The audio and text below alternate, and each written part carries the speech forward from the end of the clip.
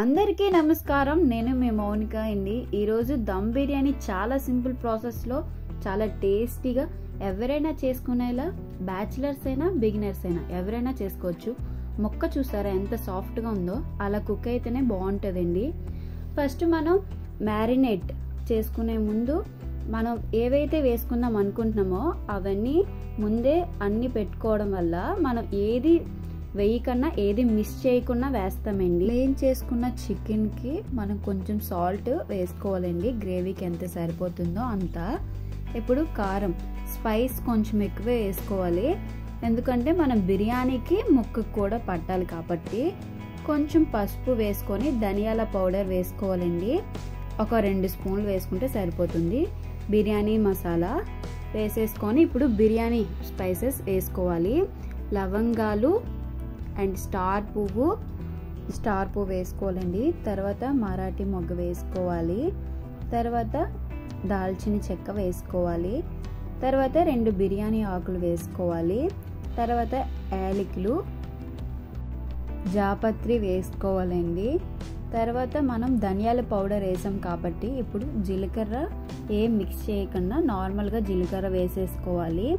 ఇప్పుడు మనం ఇన్ని బిర్యానీ స్పైసెస్ వేసాం కదా, వాటిని అన్నిటినీ ఒక మీడియంలో పెట్టడానికి టేస్ట్ మరీ ఎక్కువ అవ్వకుండా పెరుగు వేసుకోవాలి, అంటే ఎక్కువ స్పైస్ అవ్వకుండా. ఇప్పుడు కొంచెం బ్రౌన్ ఆనియన్స్ వేసుకోవాలండి, మరి ఎన్ని వేపుకున్నామో అన్ని వేయకుండా కొంచెం పక్కన పెట్టుకోండి. తర్వాత రైస్ లేయర్స్లో వేస్తాం కదా, అప్పుడు యూజ్ అవుతుంది. ఇప్పుడు కొత్తిమీర అండ్ పుదీనా వేసుకోవాలి. ఫ్రైడ్ ఆనియన్స్కి ఆయిల్ యూజ్ చేస్తాం కదండి, సేమ్ అదే ఆయిల్ యూజ్ చేసినా పర్వాలేదు, లేదా సపరేట్గా వేసుకున్నా పర్వాలేదు. మనం కొంచెం ఎక్కువ ఆయిల్ యూజ్ చేయాలి, ఎందుకంటే మ్యారినేట్ చేసుకుంటాం కదండి, బాగా మిక్స్ చేసుకోవాలి. మనం దమ్ బిర్యానీ ఈవినింగ్ చేసుకుంటామంటే మార్నింగే కలుపుకోవడం వల్ల మనకి ఇంకా బాగా మసాలా పడుతుంది ముక్కలకి. లేదా మాకు టైం లేదనుకుంటే ఒక 30 మినిట్స్ మ్యారినేట్ చేసుకుంటే సరిపోతుందండి. మిక్స్ చేసుకొని బయట ఉంచేసుకున్నా పర్వాలేదు, లేదు ఫ్రిడ్జ్లో పెట్టుకున్నా పర్వాలేదండి. మనకు పట్టాల్సిన మసాలా అయితే బాగా పడుతుంది. మనం ఫస్ట్ కలుపుకోవడంలోనే ఉంటుందండి. కొంచెం సేపు మనం చికెన్కి అయితే రెస్ట్ ఇచ్చేయాలండి, అప్పుడే బాగా మసాలా పడుతుంది చికెన్కి. ఇప్పుడు మనం ప్రాసెస్లోకి వెళ్ళిపోదాం. రైస్ కుక్ చేసుకోవడానికి ఈ స్పైసెస్ అన్నీ ఇలా పెట్టుకోవాలండి. కొత్తిమీర, సాల్ట్, సజీరా, బిర్యానీ హోల్ మసాలా.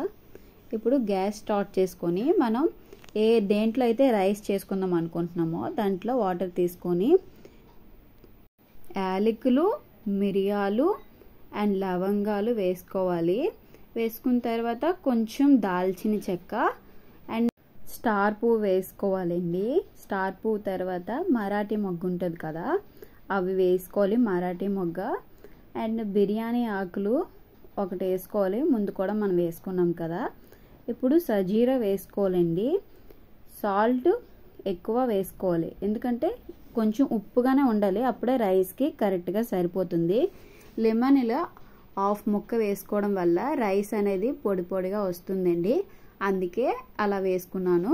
ఇప్పుడు కొత్తిమీర, పుదీనా వేసుకోవాలి. కొంచెం సేపు మూత పెట్టుకోవాలండి. కొంచెం వాటర్ మరిగాక మాత్రమే మనం రైస్ వేసుకుందాం. ఇప్పుడు కొంచెం ఆయిల్ వేసుకోవాలి. రైస్ పొడి పొడిగా రావడానికి మనం ఆయిల్ యూజ్ చేస్తాం. ఇప్పుడు నానబెట్టుకున్న రైస్ని వేసుకోవాలి. రైస్ని మరీ ఓవర్ కుక్ చేయకూడదండి, 70% కుక్ చేస్తే సరిపోతుంది. మనకి రైస్ కుక్ అయినప్పుడే తెలిసిపోతుంది. ఇలా మనం మెతుకుని విరిపితే తెలుస్తుందండి 70% కుక్ అయినట్టు, ఎందుకంటే మళ్ళీ మనం దమ్ చేస్తాం కదా, అప్పుడు కుక్ అవుతుంది. మళ్ళీ గ్యాస్ స్టార్ట్ చేసుకొని కళాయి పెట్టుకొని గీ యూస్ చేస్తున్నానండి, ఇది ప్యూర్ మేము ఇంట్లో తయారు చేసుకున్న గీ. ఇప్పుడు కొంచెం ఆయిల్ వేసుకోవాలి. వేసుకున్న తర్వాత మనం ముందు ఏదైతే మ్యారినేట్ చేసుకున్నామో ఆ చికెన్ వేసుకోవాలి. మొత్తం కళాయికి స్ప్రెడ్ అయ్యేలాగా ఈవెన్గా స్ప్రెడ్ చేసుకోవాలి, అప్పుడే ప్రతి ముక్క కూడా బాగా సాఫ్ట్గా కుక్ అవుతుంది.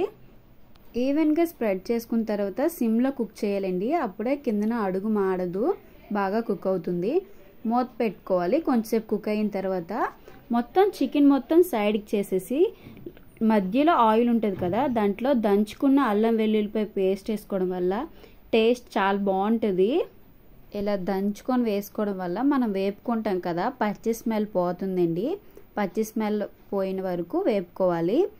తర్వాత మొత్తం కలుపుకొని మళ్ళీ ఒకసారి మూత పెట్టుకొని బాగా కుక్ చేసుకుంటే సరిపోతుంది. కొంచెం వాటర్ ఉంటుండగానే మనం రైస్ వేసుకుంటే మనకి దమ్ అనేది సరిగ్గా అవుతుంది.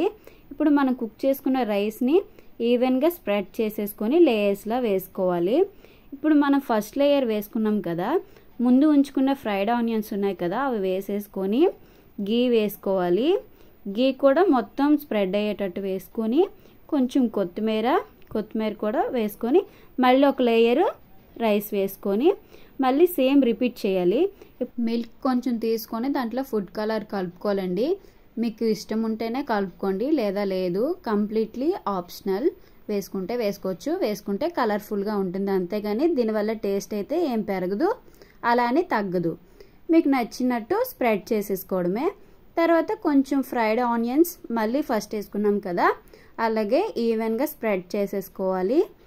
తర్వాత కొంచెం గీ మొత్తం స్ప్రెడ్ అయ్యేటట్టు, ఒక మంచి నెయ్యి వాడడం వల్ల బిర్యానీ ఫ్లేవర్ అనేది చాలా బాగుంటుంది. ఇప్పుడు కొంచెం పుదీనా కొత్తిమీర వేసేసుకోవాలి.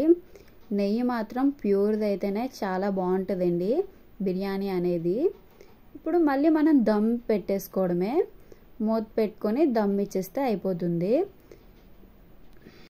సిమ్లో పెట్టుకోవాలండి. ఒక 20 to 50 minutes మనం దమ్ చేస్తే సరిపోతుంది. మూత పెట్టుకొని చుట్టూరు పిండి పెట్టుకున్నా మీ ఇష్టమే. చూసారా ఎంత బాగా కుక్ అయిందో.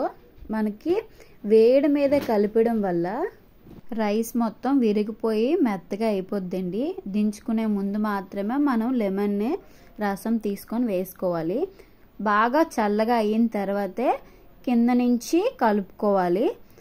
మరీ వేడిగా ఉన్నప్పుడు కలుపుకున్నాం అనుకోండి, పొడిగా కాదు కదా, పేస్ట్ అయిపోద్ది రైస్ మొత్తం. అందుకే కొంచెం చల్లగా అయిన తర్వాత మనం రైస్ని కలుపుకోవాలి.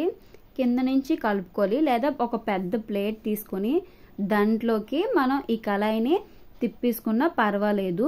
చూసారా ముక్క చాలా బాగా కుక్ అయింది. మరి ముక్క అనేది డ్రై అవ్వలేదు, మెత్తగానే ఉంది. చూస్తే కనిపిస్తుంది కదా. ఇలా కుక్ చేసుకోండి, చాలా బాగా వస్తుంది. ఎవరైనా ఫస్ట్ టైం చేసిన వాళ్ళైనా చాలా బాగా చేస్తారు. మరీ ఎక్కువ మసాలాలు ఏం వేయలేదు, నార్మల్గా చేశాను. చిన్నపిల్లలైనా తినచ్చు. మినిమం స్పైసెస్ వేసుకొని మంచి దమ్ బిర్యానీ చేసుకోవచ్చండి ఇంట్లో. టేస్ట్ చాలా బాగుంటుంది.